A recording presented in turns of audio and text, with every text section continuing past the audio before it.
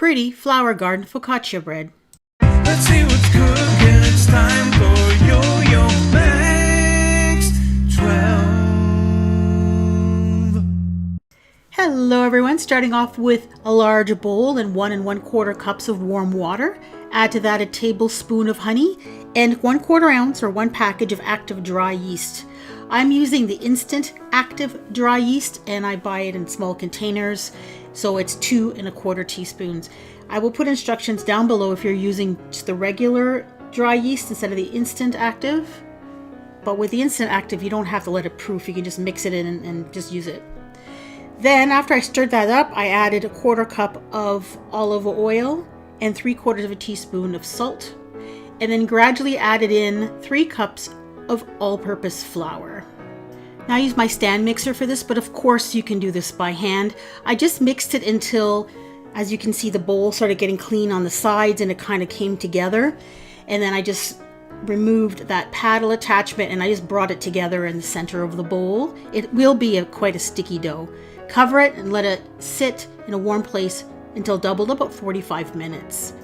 Now you'll take a large baking dish. I'm using a 15 by 11. Put a tablespoon of olive oil on the bottom. I actually spilled a little bit more than that, so I just kind of remove some of the excess. Put the dough in there, spread it out all the way up to the edges. Then you're going to use your fingers and you're going to make little indentations all over the top of the dough, and these are made to hold olive oil is what you're doing that for. Not all the way through, just like little divots. Then drizzle 2 tablespoons of olive oil on top of the dough, and I just spread it around a little bit with a pastry brush.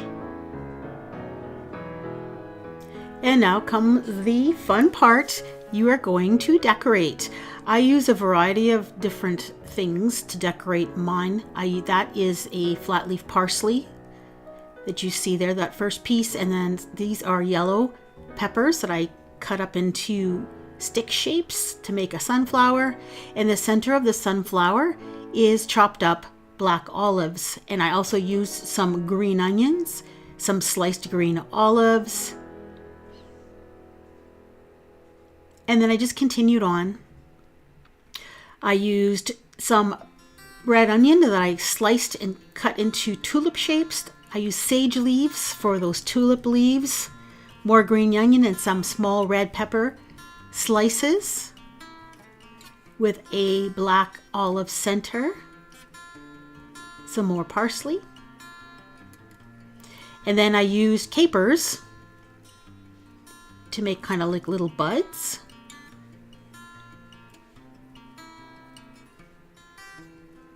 And some cherry tomatoes cut in half. I added those as also little flowers. And I just pressed everything gently into the dough so that it would be stuck on there. And you can put as little or as much decoration as you want.